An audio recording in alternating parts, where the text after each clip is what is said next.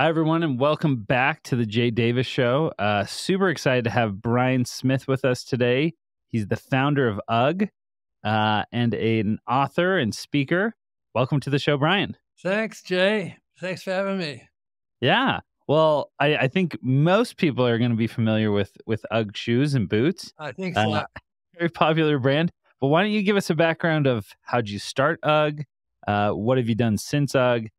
Give us a little background on Brian. Okay. I am Australian, obviously, and I spent 10 years studying to graduate as a chartered accountant, which is like a CPA. And I quit the day I graduated because I really didn't like accounting.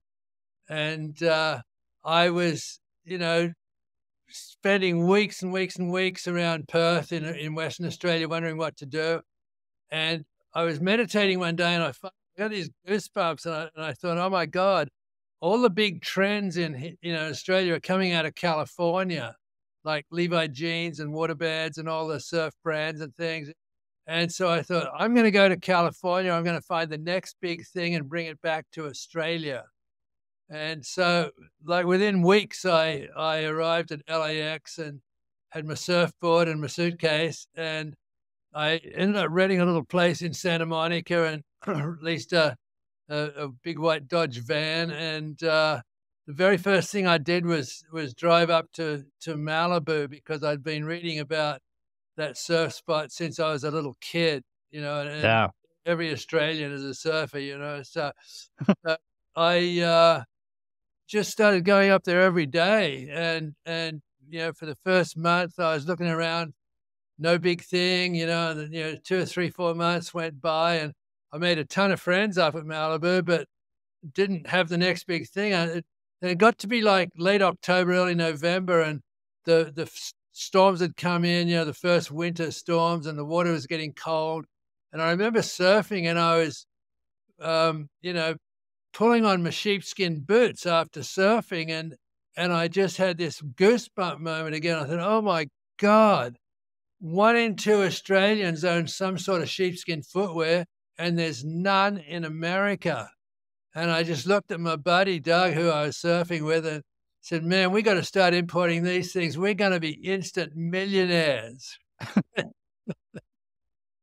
And I'm sure that's what happened. Everybody who's an entrepreneur will laugh at that one, Yeah. So, we did a little research and we called up a few manufacturers in Australia, and one of them agreed to us being his distributor. So we ordered 6 pairs of samples, and my buddy Doug, he was going to be the salesman. I was terrified of sales. So he went out on the road and came back a week later, and he had about 150 business cards and no orders.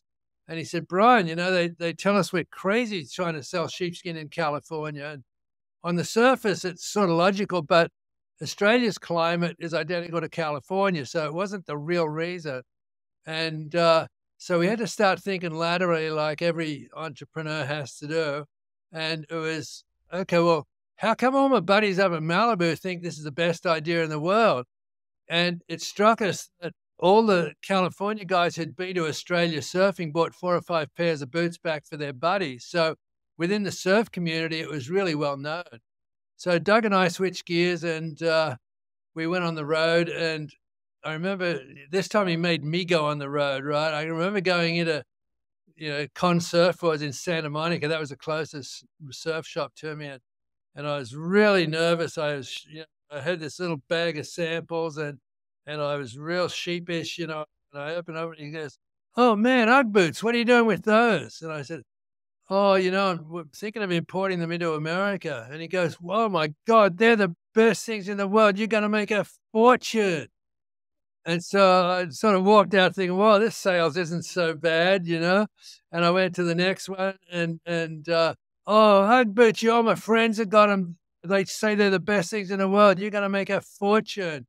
And this happened in every surf shop all the way down the coast. And Doug was doing the San Fernando Valley and he was getting the same response. So we got back to my little house in Santa Monica after a week and just knew we were on fire. We were going to be so rich so fast. And it didn't occur to us that we hadn't asked for an order.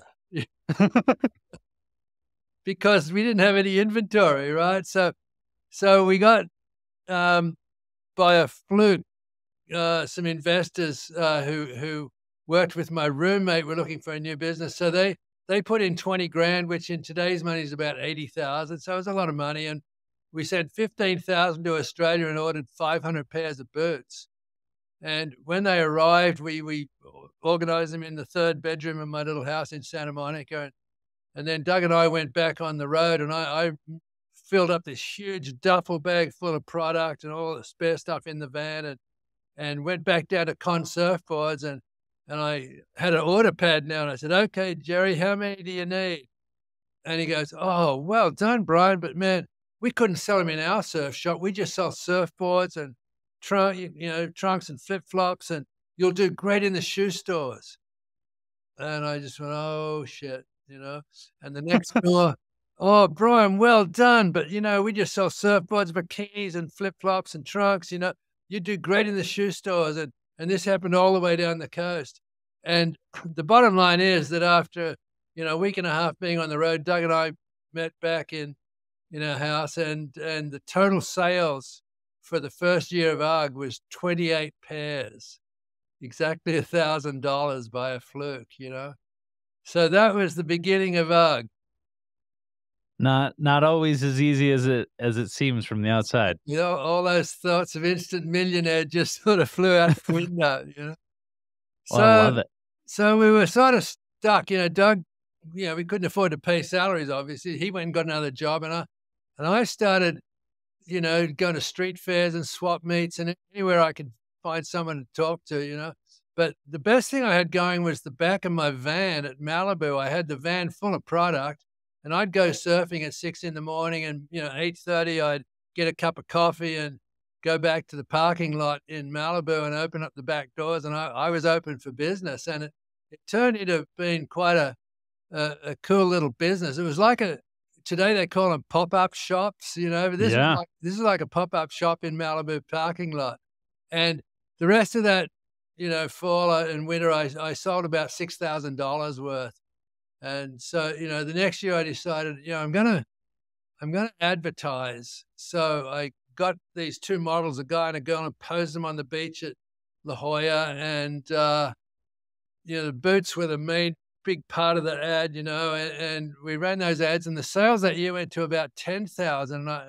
It should have been way, way more, and I couldn't understand it. So I got another summer job, and then the next fall I thought, okay, I'm gonna get better looking models and a more expensive photographer, And we did the same thing, posed them on the beach, and the sales that year went to about 20,000, and it should have been way, way, way, way more. And the third year I decided, I was working on a golf course in the summer, and I was thinking, this is just such a hard business. The inventory is really expensive. Americans don't get sheepskin.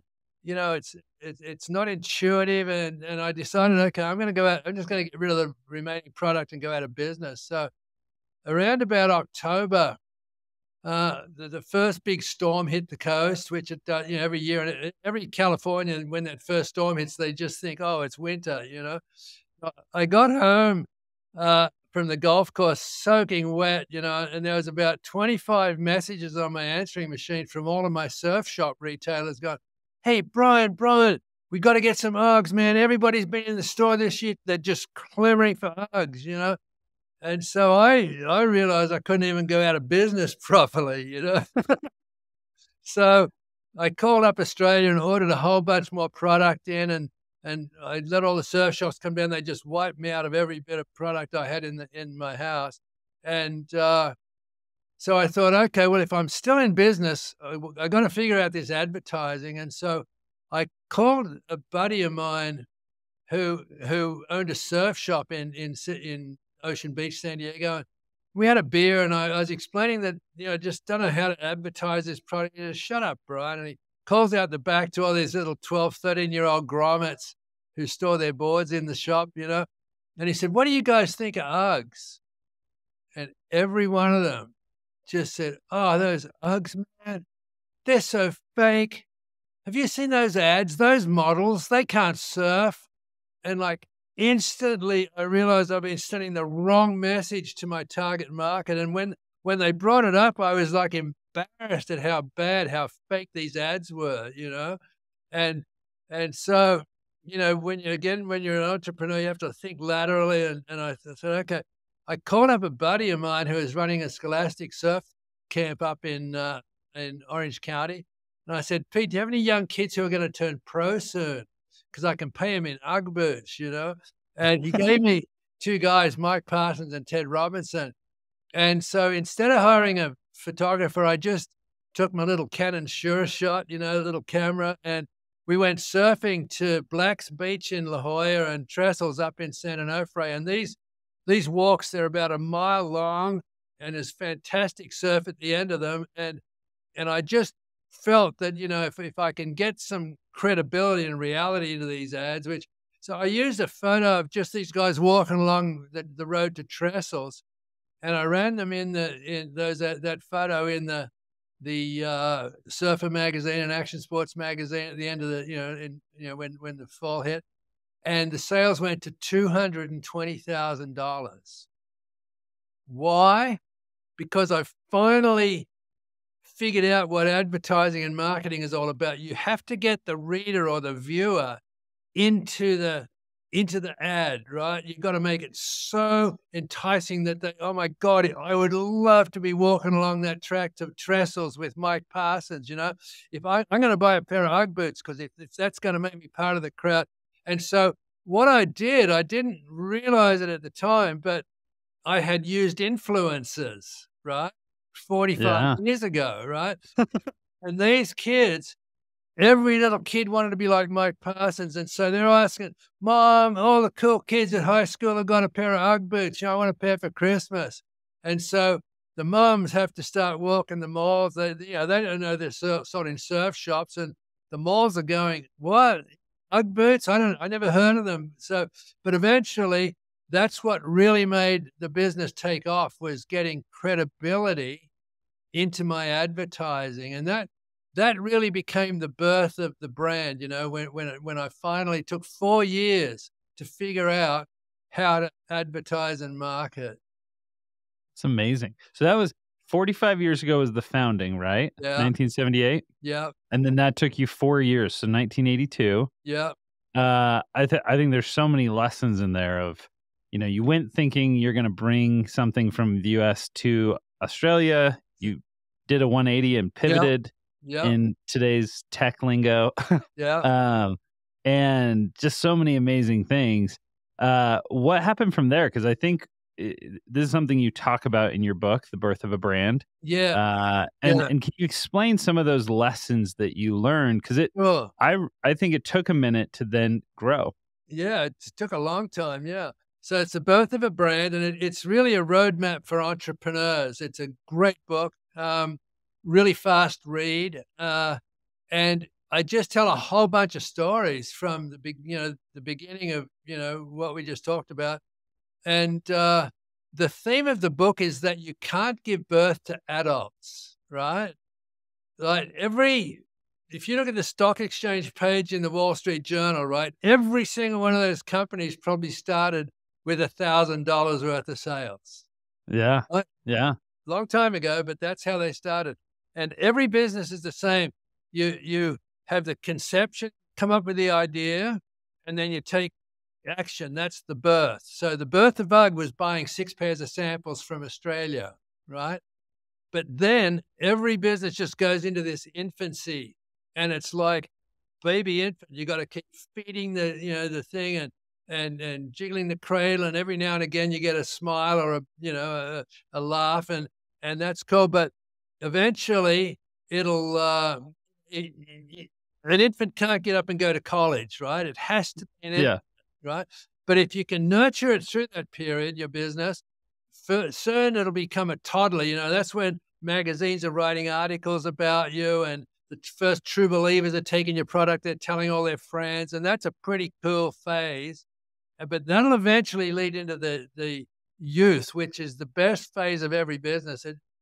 Sales and marketing's working, production's working, importing and warehousing is working, accounting's working, and you can run a $20 million business in that youth phase. But if it's a really great product or service like UGG was, you're going to hit the teenage years. You know, remember you wanted to be in every party on a Saturday night as a teenager? Well, it's the same in business. You want to be in every major trade show and you want to be in every mass retailer. And it's a recipe for death, because if you could go too fast, you just lose control and outstrip your capital and go bankrupt. I faced that several times in the teenage phase of UGG, but eventually, you know, the accountants put all the controls in and it becomes mature.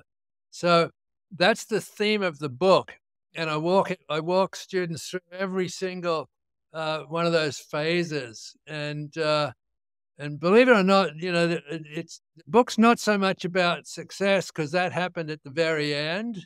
It's all about the shit that you go through in the meantime. Yeah. And how do you hang in there when all these incredible problems come up? And that's the definition of an entrepreneur. The guy who can stick it out and find a solution every single time there's an obstacle. Yeah. It's just it's so often a time game of just, can you stick around long enough to figure this stuff out? Very much so. And keeping keeping funding is the hardest part, you know. The one thing I regret was I never understood finance, right? I was an accountant, chartered accountant, but that's historical, but I didn't understand how to forecast the cash Yeah. flows. And so I had a whole bunch of problems, you know, with, you know, the original investors. I thought we'd never need any more than that 20 grand, right? Well, that ran out so fast, and then the sales grew and we had to get a bigger investor because the existing one couldn't handle it. And the new investor didn't want the old one in, so I had to buy them out. And then this happened a couple of times through the course of the growth. And yeah, it was a really, really tough thing to finance, because, you know, we had to pay for the product before we got it, which was okay when it was $100,000. But when it got up into the million range, it's like, shit, we don't have that money, you know. And so then, you know, trying to find financing and forecasting was a really big problem. Yeah. When do you feel like UGG hit the adult phase? Do you think that took Yeah, not 20 while, years? not while I owned it. Yeah, yeah. I got it up into the late teens, right? Yeah. According to my um, the the business, you know, it grew through certain phases, you know, and I had to give up a lot of equity, and then there was a freakish, you know, when I lost control of the company temporarily, because I didn't actually get my stock issued until I finished a trademark lawsuit, and the new investors, you know, wanted me to do that before they gave me my stock. And then, you know, then that group, so, you know, the main guy bought the other two out, and then he died. So I had a year where I had to sort of, you know, work with his widow who'd never been inside the warehouse. She didn't even know what we were doing. I had to try and keep it alive for her for a year. And over the course of that, we had life insurance policies on each other, and I was able to use the funding from that life insurance policy on his death to buy the company back 100%, you know, and pay off his widow and give her all the assets and all that. So there's a lot of luck involved, you know, bad luck for Neil, but good luck for me, because I was able to spend that year. It was a very, very tough year trying to keep it alive, and that was, you know, like around about 1990, like 85 to 90 was that really, really tough period. And we got it up to about, 10 or 12 million in sales, you know, after that period. And then to answer your question, the real big break came just out of pure luck again. Like, I totally believe in karma, right? You know, you get rewards for what you put out there. And for years, I'd been shipping boots to this lady, or for this lady in England. Her name was Trudy Styler. And every Christmas, she'd give me 20 orders, you know, for 20 different people with 20 different customs invoices. And it was a pain in the ass because it was right in the busiest of shipping seasons. But It was she was Sting's wife, right? So I wanted to keep Yeah. cool with that group, and so I shipped all the product to her, and she called me this Christmas. This was in '95, right when I was about to sell the company, and she said, "Oh, Brian, I've been to a seminar. It's changed my world. I need a huge favor." And she said, "I need the most perfect pair of tall sand Ugg boots and whatever size." And she said, "Here, do you have a pen? Here's where to send them." And I said, "Yeah, I'm ready." She goes, Oprah, care of Oprah Winfrey in Chicago, right? And Oprah got them and immediately ordered like 20 pairs for all of her staff. And then that put in motion the, the year or two that we setting it up to announce that Oprah was, a big fan. And when she finally announced, on Oprah's favorite things and Oprah's best picks for Christmas, we had like 25 minutes of nothing but Ugg on the Oprah Winfrey show when she was at her absolute peak of popularity. And you couldn't have paid in dollars for that amount of advertising and Yeah. an endorsement. And that was when Ugg took on this whole shift where it went completely across America, went out to the world, and women who had not really been that strong in a market, suddenly it was all a women's product. And that was when Ugg, went into the hundreds of millions and eventually the billions. That is unbelievable. As you think back on that story, what do you think are the key lessons that most entrepreneurs are missing and that they need from your book? What are those things if someone comes to you and says, what should I learn from your experience? What do you think those are? There's lots of things. I've got a lot of philosophy and even gave into spirituality in my book, right? Because Yeah. entrepreneurs have to draw on something from within. And one of the stories I talk about on the stage is that, God's not out there at the end of the universe. There's a fragment of God in every one of us, and it has a mission for where it wants us to go. And every time we take an action in alignment with that, it sends a message to us and it comes out as goosebumps, right? That's why I talk a lot about goosebumps, because it's a real sort of a notification that you're on the right track. And, but the thing is perseverance, right? Yeah. Every entrepreneur is going to get hit with roadblocks every week, every month, and it's the ability to pivot around these roadblocks. And I got a piece of philosophy, which is everybody tells me it's their favorite quote from the book. And that is, the quickest way for a tadpole to become a frog is live every day happily as a tadpole. Right? Yeah. And love it. It's incredibly powerful, that statement, because, there's so many businesses. Like, I'll give you an example. When I was starting UGG, there was another company up in Oregon called Blue Ribbon. They were importing these running shoes from Japan called Blue Ribbon. And they were advertising for years in the running magazines, and they were advertising in the athletic departments of the colleges and the high schools and everything, trying to get, and they eventually changed their name to Nike after about 4 or 5 years.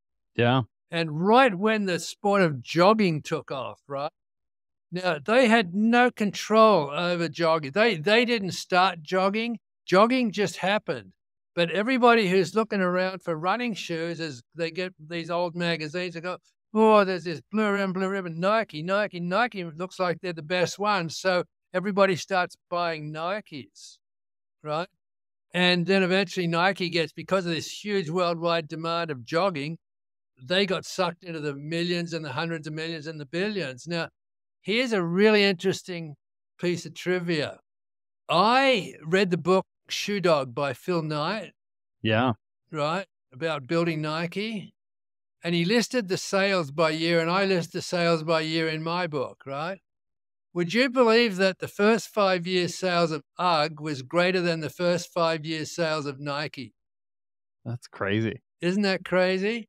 In other words, they'd been tadpole, and bam, running took off, jogging took off, and they become a frog, right? And Yeah. the same thing happened with Reebok. They were nearly 10 years trying to get their product into the market. And they were in Santa Monica. They were importing their stuff from England. And eventually the sport of aerobics takes off, right? Completely outside of Reebok's control. They didn't start, aerobics. And so all these aerobic people are looking at, all through the dance magazines, what's the best dance show, and the cheerleading show, and it was, must be Reebok. And Reebok got sucked into this millions and hundreds of millions and eventually the billions. So the bottom line is you people ask me all the time, "Oh, Brian, how do you start $1 billion business?" And the answer is you can't. You can design the product, you can get a team of engineers design a software, or you can have product developers design a physical product, but you can grow, but even to get to 20 million is an incredibly difficult thing. But eventually there'll be some sort of shift in the marketplace that takes you and picks up product and goes with it. And you just got to hang on for dear life. So it's a really interesting phenomenon. I love that. I think that especially right now in today's market, that is so, I don't know if it's finally a redemption story around this narrative where we went way too far down. You can grow things in 3 years, sell them for a ton of money, and just Yeah. everyone got focused on, I'm going to be a billionaire in 2 years. Yeah. I'm going to build this company so fast. And I think that it's worn out entrepreneurs. I think a lot of entrepreneurs that I know and meet, they just have these insane expectations of, Yeah. like you said, birthing an adult. Like, why aren't I perfect yet? Why aren't I, Yeah. They're so impatient. everything? Yeah. And it's like, it's nature. Look, the biggest trees have got the deepest roots, right? Yeah.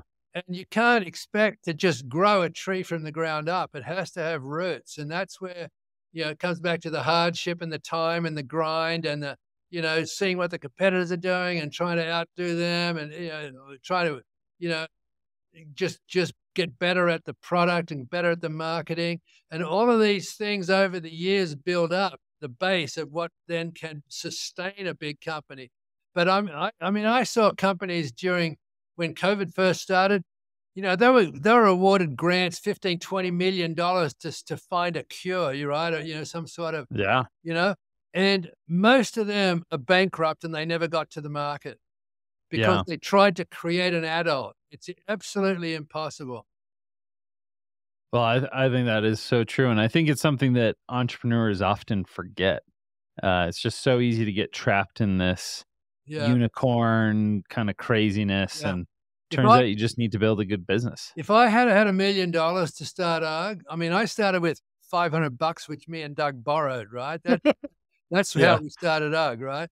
But if I had $1 million, I would have spent 900,000 on advertising, those shitty ads that didn't work. In fact, they were actually damaging my brand, not helping Yeah. grow it, right?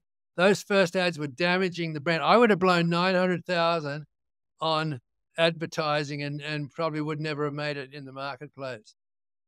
It's amazing. It's a good reminder. I think a Yeah. lot of times we look at it and we say, man, I just wish someone would give me tons of money I know it's and it'd be so easy. And it's like, no, it's not it's usually the tempting. case. Yeah. Yeah. I love it. Yeah. Well, what are you up to now? You've since sold UGG. Yeah. You've obviously written the book. What are other things Yeah, you're working when on? I wrote the book, that was about 2015. Everybody kept saying, "Oh my God, this is so good. You should be on the stage speaking about it," and I'd never ever seen myself as a public speaker, but I tried it and it worked. I got, a lot of people came up afterwards and said, "Oh my, that was really inspirational. Thanks." Especially the birth to adults theme. They go, "Oh my God, I was about to give up my business, but now I realize I'm just coming out of infancy. I'm Yeah. going to hang in there and I'm going to keep working it." And that was so inspiring to me that I really bought into the speaking power of changing entrepreneurs' lives. And so now I speak all over the world. Last year I was in India, Nepal, Egypt, Costa Rica, plus all the US stuff. And I have a really, really fantastic keynote that that's about an hour long, and I get hired by people who have, sales groups they want to motivate, or, any annual meetings of associations that they want to motivate all of their members. And it's a really, really, it talks about all my disasters, but the bottom line is it's really uplifting. So it's a really, a really weird talk, but everybody comes up afterwards, and 10 people can come up afterwards and they'll go, "Oh my God, I really, really got on this, change with it." And 10 people have had 10 different takeaways, and none of them Yeah. will be the same, And that's when I get my best kicks, is just realizing that, shit, I really am helping these entrepreneurs, hang in there and grow. Yeah. I love it. Well, people can go to Brian Smith, SMITH, speaker.com, right? BrianSmithSpeaker.com, BrianSmithSpeaker.com.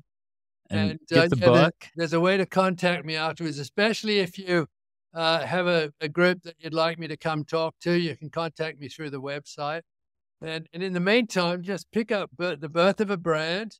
It's real. I think it's such a quick read, because at the end of every chapter, you're not sure I'm going to be around next chapter. Is this business going to Everybody survive? goes, "Oh, shit, I can't stop. I got to go on." So it's a really, really fun book, but very full of wisdom and really actionable takeaways as well. So Well, if that's not entrepreneurship in a nutshell, yeah, will we be around next year? Who knows? yeah, That's when you know you're doing it right. It's not easy. It's not easy raising a kid either. So yeah. it's the same principle. Well, this has been amazing. I've personally, it's been so helpful for me, because I think I fall into that as well. I think as an I entrepreneur, hope I have been, yeah. I beat myself up, and why aren't we farther along? Why haven't we gone? And Always. That's the trouble with entrepreneurs. We're never, even when they sell out for millions, it's like, oh, is that all there is? God, I should have done this. I wish I could have done yeah, that. And you're never happy with, entrepreneurs need to look over their shoulder every now and again and look at what they have built, yeah, right? They'll be surprised a lot of them, because they're comparing themselves everybody else who's they're competing against, but they forget to look back behind them and say, "Shit, I've really built something here. I'm just going to hang in there." yeah. No, I try to remind myself every month or so to sit down and just really look. I get to work with people I love, doing what I love, Right. and that journey is pretty amazing. Even though there's bumps along the road, Yep. I wouldn't want to do anything else. Yeah, It's you're who the I same am. as me. We're both born entrepreneurs. Love it. Well, thanks again, Brian. This was an amazing experience to get to talk to you and have you come on. And hopefully we get to keep talking again soon. Thanks, Jad. Love that. Have a good day. Awesome. Thank you.